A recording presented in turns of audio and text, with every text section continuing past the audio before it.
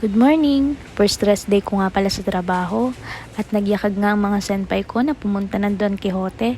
Excited na nga ako kasi first time ko makakapunta doon. Sa YouTube ko lang kasi nakikita yun dati. At tuwang-tuwa ako at nakapunta na ako. Sobrang daming pagpipilian, nakakalito kung anong uunahin mo. Medyo malayo nga din pala yung Don Quixote sa bahay namin. Mahigit 1 oras yata yung biyahe papunta doon. 4 nga pala kaming Pinay na magkakasama sa trabaho. Ang isa doon ay kababayan ko pa.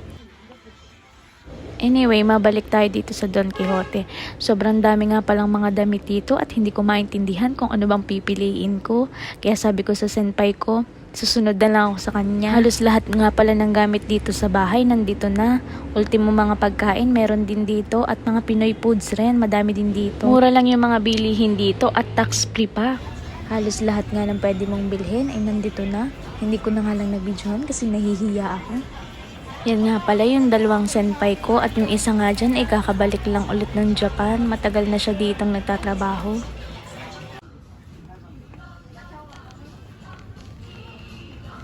Pauwi na nga din pala ng Pilipinas yung isang senpai ko kaya naisipan na din namin pumunta dito sa Don Quixote para mamili ng mga pampasalubong niya. Mura lang din kasi dito yung mga chocolates. Ang dami nga mga pagkain dito na first time ko lang makita. Kapag first time mo nga talaga sa Japan, lahat ng makita mong pagkain ay gusto mo agad bilhin.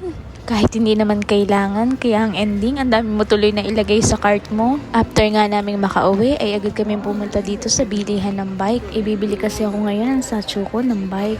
Kailangan kasi yan dito kapag magtatrabaho ka o kaya mamimili ka. Ito yung mode of transportation ng mga trainee dito sa Japan. Kaya kailangan lahat meron ito. Pagkapili nga ng bike, ay agad naming ipinaregister ito. Opo, lahat po ng bike dito ay nakaregistered.